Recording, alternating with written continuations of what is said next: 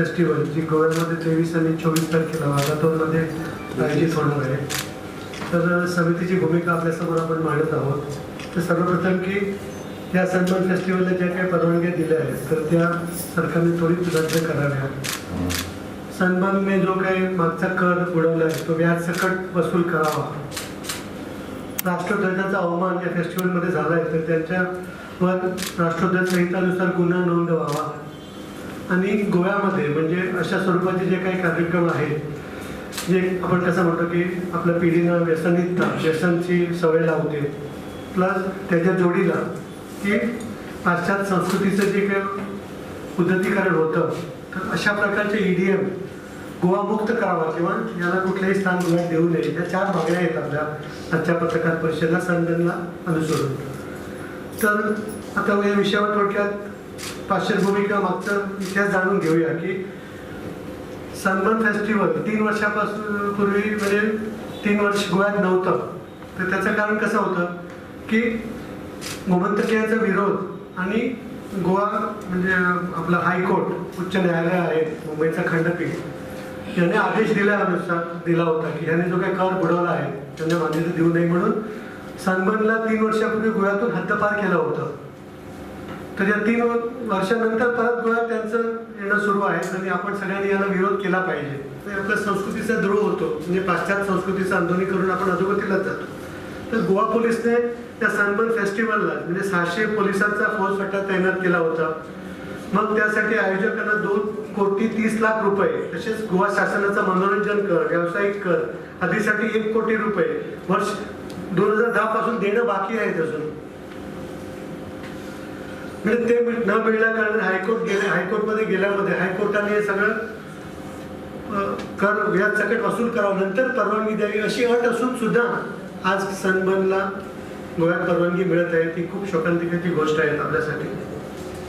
Sunburn party का बंद व्हावी हे सविस्तर डॉक्टरने तुम्हाला सांगितले.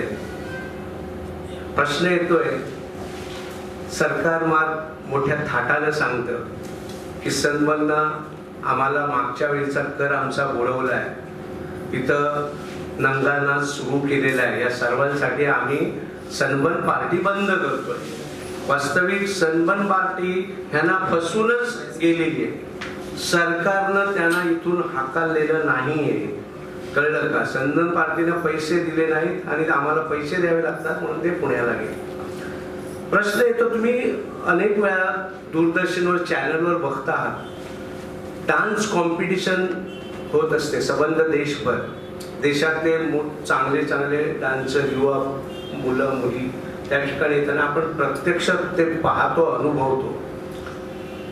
हा डान्स केल्यानंतर तुम्ही पाहिलं असणार जो नृत्य कला दाखवतो तो त्या 7-8 मिनिटात एवढा थकतो की त्याला बोलता येत नाही. तो थकल्यासारखा बोलत असतो. म्हणजे तुम्ही विचार केला तर हा डान्स करताना माणूस जास्तीत जास्त 10 मिनिटं नाच करू शकतो. आता सनबर्न पार्टी ही संपूर्ण रात्रभर चालू असते. माणसात शक्तीच नसते 8-10 मिनिटावर नाच करायची. मग हे नाच हे युवा पिढी तरुणी कशा नाचतात? केवळ आणि केवळ ड्रग्सच्या पोटी. लिप्टन सारखा एक पेपर असतो ड्रग्सचा एक प्रकार आहे मला त्याचं नाव माहित नाहीये. तो जिभेवर ठेवला ना तर तुम्हाला एवढी स्ट्रेन देते एवढी तुमच्यात ताकद येते की तुम्ही 2-3 तास आरामात नाचू शकता. पण पार्टी कशासाठी? केवळ आणि केवळ नाच करण्यासाठी. मग नाच कसा करू शकता माणूस 3-4 तास संबंध रात्रभर केवळ ड्रग्सच्या आधारावर? मग सरकारनं सांगावं पोलीस खात्यानं सांगावं की तिथे ड्रग्स चालत नाही तिथे ड्रग्सचा आम्ही बंदोबस्त केला. तुम्ही काय बंदोबस्त करणार? तुम्ही बंदोबस्त काय करणार? आणि इथं आकडेवारी दिली किती माणसं ओव्हरड्रग घेऊन मेलीये याची सरकारला अजिबात पर्वा नाही. संस्कृती गेली खड्ड्यात. 23 फेब्रुवारीला जो काही EDM महोत्सव सनबर्न क्लासिक महोत्सव जो काही घेण्यात येणार आहे भरवण्यात येणार आहे तर हा संस्कृती द्रोह करणारा महोत्सव असल्या कारणाने महिला रणरागिणी शाखेच्या वतीने त्याचा तीव्र निषेध व्यक्त करते. कारण गोव्यामध्ये अगोदरच मोठ्या प्रमाणात अंमली पदार्थाचा व्यवसाय सुरू आहे.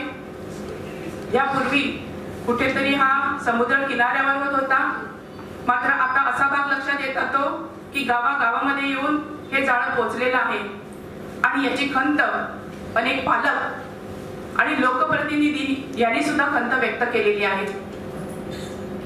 आयोजकांकडून सांगण्यात येतं की कुठल्याही परिस्थितीत अंमली पदार्थाचा व्यवसाय या ठिकाणी होणार नाही